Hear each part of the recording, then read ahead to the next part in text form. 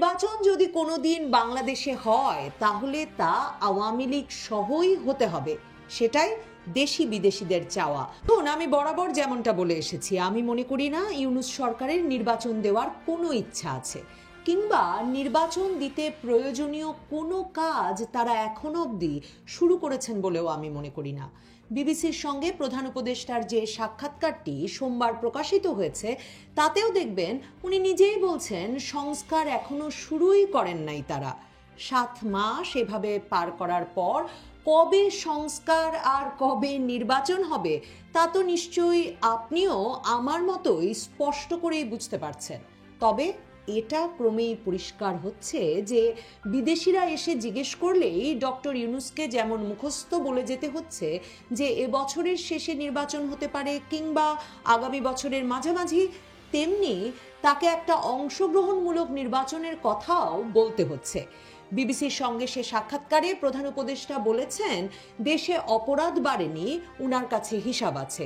সে সাক্ষাৎকারে আওয়ামী লীগকে পলাতক দল হিসেবে অভিহিত করে দেশকে আনসেটল করার চেষ্টার জন্য অভিযুক্ত করলেও দলটিকে নিষিদ্ধ করার পরিকল্পনা বা সে বিষয়ে তার নিয়োগকর্তা ছাত্রদের মন মতো কোনো হম্বিতম্বি করতে পারেননি ডক্টর ইউনূস, বরং তাকে একটা অংশগ্রহণমূলক নির্বাচনের কথাই বলতে হয়েছে।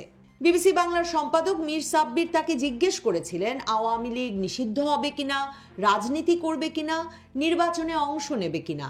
উত্তরে প্রধান উপদেষ্টা বলেছেন, আমার বরাবর পজিশন হলো যে আমরা সবাই এই দেশের নাগরিক, আমাদের এই দেশের উপরে সমান অধিকার, আমরা সব ভাই ভাই, আমাদেরকে এই দেশেই বাঁচতে হবে, এদেশকেই বড় করতে হবে, কাজেই যে মত দল করবে তার মতো করে সব কিছু করবে, এই দেশ থেকে কারো অধিকার কেড়ে নেওয়ার কোনো উপায় নাই, কিন্তু যে অন্যায় করেছে যার বিচার হওয়া উচিত তার বিচার হতে হবে, এটুকুই শুধু। তার মানে নির্বাচন যদি কোনোদিন বাংলাদেশে হয় তাহলে তা আওয়ামী লীগ সহই হতে হবে, সেটাই দেশি বিদেশিদের চাওয়া। মনে রাখতে হবে আওয়ামী লীগ কখনো কোনো নির্বাচনে যাওয়ার সুযোগ ছাড়ে নাই। ৭৫-এর পর বঙ্গবন্ধুকে সপরিবারে হত্যা, 4 নেতাকে জেলে হত্যা, বাকি নেতারা মামলা, সহিংসতা, খুনে, ছত্রভঙ্গ এবং আত্মগোপনে থাকা অবস্থায় 1979 সালে প্রেসিডেন্ট জিয়ার দেওয়া নির্বাচনেও আওয়ামী লীগ 2 ভাগে বিভক্ত হয়ে অংশ নিয়েছিল।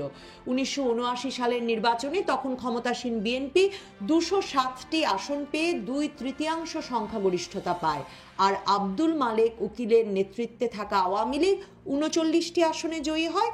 মিজানুর রহমানের নেতৃত্বে আওয়ামী লীগের অন্য গ্রুপটি পায় 2টি আসন, আর ওই নির্বাচনের মাধ্যমেই তখন মালেক উকিলের আওয়ামী লীগকে মূলধারার আওয়ামী লীগ হিসেবে স্বীকৃতি দেওয়া শুরু হলো। আর 1979 সালের সেই নির্বাচনেও আওয়ামী লীগ পেয়েছিল 25% ভোট। জাতিসংঘ মানবাধিকার কমিশন অন্তর্বর্তীকালীন সরকারের আমন্ত্রণে জুলাই আগস্টের সহিংসতা নিয়ে যে প্রতিবেদন দিয়েছে তাতে ঠিক এই কথাটিই বলেছে। সহিংসতার জন্য দায়ী ব্যক্তিদের চিহ্নিত করতে, তাদের ব্যক্তিগত দায় নির্ধারণ করতে, আরও তদন্ত করতে বলেছে যাতে ফৌজদারি অপরাধ চিহ্নিত করে দায়ীদের বিচার করা যায়। অন্যদিকে জাতিসংঘ মানবাধিকার কমিশন তাদের প্রতিবেদনে স্পষ্টতই একটি অবাধ, সুষ্ঠু, অংশগ্রহণমূলক নির্বাচনের কথা বলেছে। জাতিসংঘ মানবাধিকার কমিশন ওই প্রতিবেদনে বাংলাদেশে কোনো রাজনৈতিক দলকে নিষিদ্ধ না করার পরামর্শ দিয়েছে, কারণ জাতিসংঘ বলছে এটি বাংলাদেশের জনগণের একটা বড় অংশকে কার্যত ভোটাধিকার থেকে বঞ্চিত করতে পারে। এর আগে সেনাপ্রধান ওয়াকারুজ্জামান গত 25শে ফেব্রুয়ারি এক প্রকাশ্য সভায় প্রধান উপদেষ্টাকে সরাসরি ডক্টর ইউনূস হিসেবে সম্বোধন করে আমাদের জানালেন তাদের প্রায়ই কথা হয় এবং ডক্টর ইউনূসের সরকার উনি যেমন বলে দিয়েছিলেন সেভাবে 2024 সালের আগস্ট থেকে 18 মাসের মধ্যে নির্বাচনের দিকেই হাঁটছে।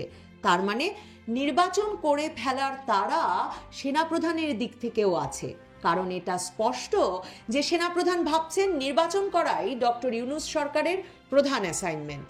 দেশে একটি অবাধ, সুষ্ঠু ও অংশগ্রহণমূলক নির্বাচন অনুষ্ঠানের বিষয়ে আশাবাদ জানিয়ে সেনাপ্রধান জেনারেল ওয়াকারুজ্জামান সেদিন বলেছিলেন, আমরা দেশে একটা ফ্রি, ফেয়ার অ্যান্ড ইনক্লুসিভ ইলেকশনের জন্য সামনের দিকে ধাবিত হচ্ছি। তার আগে যেসব সংস্কার করা প্রয়োজন অবশ্যই সরকার এদিকে হেল্প করবে। সে প্রসঙ্গে সেনাপ্রধান আরও বলেছিলেন, আমি যতবারই ডক্টর ইউনূসের সঙ্গে কথা বলেছি, হি কমপ্লিটলি অ্যাগ্রিজ উইথ মি। আমি যতবারই ডক্টর ইউনূসের সঙ্গে কথা বলেছি, তিনি সম্পূর্ণভাবে আমার সঙ্গে একমত হয়েছেন যে একটি অবাধ, সুষ্ঠু ও অন্তর্ভুক্তিমূলক নির্বাচন হওয়া উচিত এবং সেই নির্বাচন হওয়া উচিত ডিসেম্বরের মধ্যে, বা যেটা আমি প্রথমেই বলেছিলাম, সেনাপ্রধান বলছেন 18 মাসের মধ্যে একটা ইলেকশন। আমার মনে হয় সরকার সেদিকেই ধাবিত হচ্ছে। সেনাপ্রধানের কথায় পরিষ্কার, দেশকে নির্বাচনের দিকে তার পরিকল্পনা মতো এগিয়ে নিয়ে যাওয়ায় হেল্প করাই ডক্টর ইউনূসের কাজ বলে ভাবছেন তিনি। বাংলাদেশে অংশগ্রহণমূলক নির্বাচন মানে যে আওয়ামী লীগকে বাইরে রেখে নির্বাচন নয়, তা বোধহয় ডক্টর ইউনূস যেমন বোঝেন, সেটা খুব ভালো মতো বুঝেই সেনাপ্রধান দুইবার ফ্রি, ফেয়ার অ্যান্ড ইনক্লুসিভ ইলেকশনের কথা বলেছেন ক্যামেরার সামনে। অনির্দিষ্ট সময়ের জন্য, মানে ইউনূস সরকার যেমনটা চাইছে যতদিন ইচ্ছা ক্ষমতায় থেকে যেতে, বাংলাদেশে সেনাবাহিনীর সমর্থনে অসাংবিধানিক এবং অনির্বাচিত কোনো সরকার নির্বাচন না দিয়ে দীর্ঘদিন ক্ষমতায় থেকে যাওয়া যে জাতিসংঘ সহ আন্তর্জাতিক পক্ষগুলো পছন্দ করে না, তা আমরা 2007 সালের 1/11 সরকারের সময় কিন্তু দেখেছি। বিচার, সংস্কার, দুর্নীতি দমন, এমন নানা উসিলায় তারা যখন চেপে বসতে শুরু করেছিলেন, তখনই জাতিসংঘ সেনাবাহিনীর শান্তিরক্ষা মিশনের অ্যাসাইনমেন্ট বাতিলের হুমকি দিয়ে 1/11 সরকারের সময়ও সেনা সমর্থিত সরকারকে নির্বাচনের দিকে আনতে বাধ্য করেছিল। কাজেই সেনা প্রধান ওয়াকারুজ্জামানের জন্য নির্বাচনের তাড়া এবং তা জাতিসংঘের প্রেসক্রিপশন মোতাবেক অংশগ্রহণমূলক করার তাগিদ খুবই স্বাভাবিক। সমস্যা হচ্ছে, ক্ষমতাসীন ইউনূস সরকার ছাত্রদের যে দল গড়েছেন নির্বাচন করার জন্য, তাদের এখনো নিবন্ধন নেই। নিবন্ধন পাওয়ার জন্য দেশব্যাপী অফিস এবং কমিটি থাকার যে নিয়ম আছে গণপ্রতিনিধিত্ব আদেশে, সেটা পালন করতেও তাদের আরো অনেক সময় লাগবে। আইনি জটিলতায় নিবন্ধন আটকে আছে জুলাই আগস্ট আন্দোলনে নেতৃত্ব দেওয়া দল জামায়াতে ইসলামীরও। কাজেই জাতীয় নির্বাচনের আগে তাদেরও বেশ সময় দরকার। ডক্টর ইউনূসের দল জাতীয় নাগরিক পার্টি এনসিপির মুখ্য সংগঠক সার্জিস আলম হুঁশিয়ারি দিয়ে বলেছেন, শেখ হাসিনার বিচার না হওয়া পর্যন্ত নির্বাচনের কথা যেন কেউ মুখেও না নেয়। কিন্তু শেখ হাসিনার বিচারকে আন্তর্জাতিকভাবে গ্রহণযোগ্য করাও সহজ নয় ইউনূস সরকারের জন্য। জাতিসংঘ মানবাধিকার কমিশনের প্রধান ফলকার টুর্ক সোমবার জেনেভায় জাতিসংঘ মানবাধিকার কাউন্সিলের 58তম অধিবেশনে বাংলাদেশ পরিস্থিতি নিয়ে কথা বলেছেন তাদের দেওয়া প্রতিবেদনটি নিয়েও, এবং সেখানে ফলকার টুর্ক বলেছেন, মানবাধিকার কমিশনের দেওয়া প্রতিবেদনটি বাংলাদেশে জুলাই আগস্টে ছাত্রদের আন্দোলন নির্মমভাবে দমনের প্রচেষ্টার ফৌজদারি বিচার যথাযথ প্রক্রিয়ায় করতে যেমন সহায়তা করবে, তেমনি আন্দোলনের সময় এবং পরে সংখ্যালঘুদের ওপর নির্যাতন সহ প্রতিশোধমূলক সকল সহিংসতা তদন্তে যথাযথ প্রক্রিয়া নিশ্চিত করতে ভূমিকা রাখবে জাতিসংঘ মানবাধিকার কমিশনের এই প্রতিবেদন।